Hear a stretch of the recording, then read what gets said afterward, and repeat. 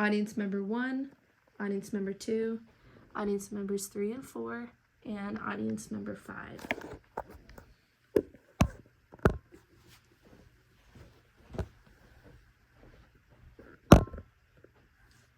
Cults and their behaviors. Joaquin Phoenix, Winona Ryder, Tom Cruise, the Presley family. What do all of these celebrities have in common? All of these celebrities are involved or have been previously involved in what is popularly known as a cult. As a person who has always been interested in the human mind and an avid Criminal Minds fan, cults have always piqued my interest.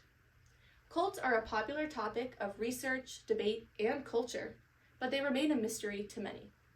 In this speech, we will be discussing the nature of cults, the psychology behind them, and how their behaviors affect the members involved. First, we will discuss the term cult itself. What is a cult? When you think of the word cult, do you think of shadowy figures and seances, or even mass suicides and criminals?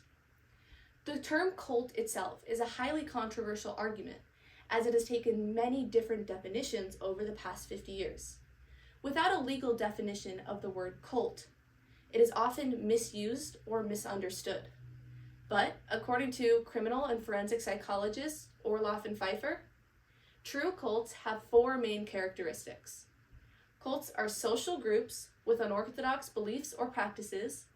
They have a charismatic leader who has complete domination over their followers.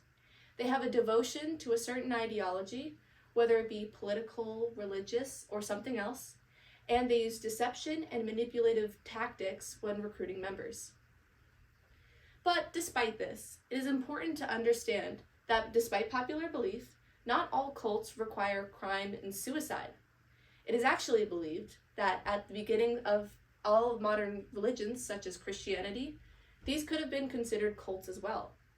This evidence shows that cults have been around since ancient times, not just a trend that popped up in the 1970s. But how do cults recruit their members, and how do they keep them compliant? Now that we have discussed what a cult is, we will talk about the motivations of cults, how they gain members, and how they maintain compliance. At their core, cults are motivated by gaining members. They want to gain members so that they can grow the size and produce profit.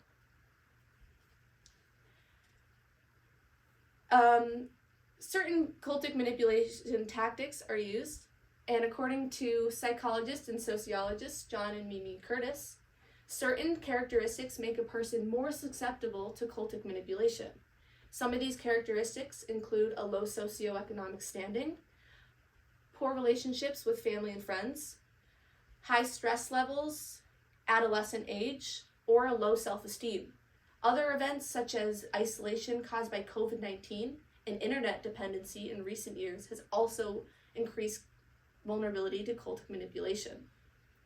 A psychological tactic used by cults is called love bombing.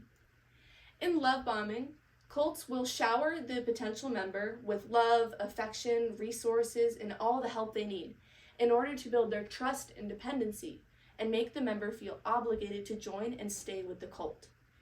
After they have joined the cult, cults use brainwashing to control people's lives and money. They keep compliance by using isolation from modern society, fear tactics, guilt tactics, and even ceremonies and rituals to solidify compliance. While most people stay in their cults or even die for the cause, some leave, and the effects seen are drastic. The effects seen after leaving a cult are both physical and mental. According to Dr. John Clark, a psychiatrist who's devoted his life work to helping ex-cult members, the physical and mental effects seen are guilt, depression, slow speech, poor motor skills, anxiety, and more. These are just some of the few effects that have been seen in ex-cult members. But why is this important? Why do we need to know about it? Cults aren't around anymore, are they? Actually, according to cult expert Steve Eichel, 10,000 cults are still active in the United States alone. Some of these cults include the Order of the Solar Temple, Scientology, which includes many A-list celebrities, the Fundamental Church of Jesus Christ of Latter-day Saints, and the 12 Tribes of Tennessee. These are all active cults that are still recruiting members today. So how do we avoid cultic manipulation? By knowing the signs. Knowing the signs of cultic manipulation will help you know when to say no. Some of these signs are charismatic leaders. They will encourage you to isolate yourself from technology, media, friends, and family. They'll put immense pressure on you to join. They will expect you to subscribe to their extreme beliefs and practices, and they will also include love bombing, which we previously spoke about. So, in reviewing, cults are very complex pieces of our society. They use psychological tactics to gain members and to keep compliance. Being aware of cults and their manipulation tactics are important in avoiding cult manipulation.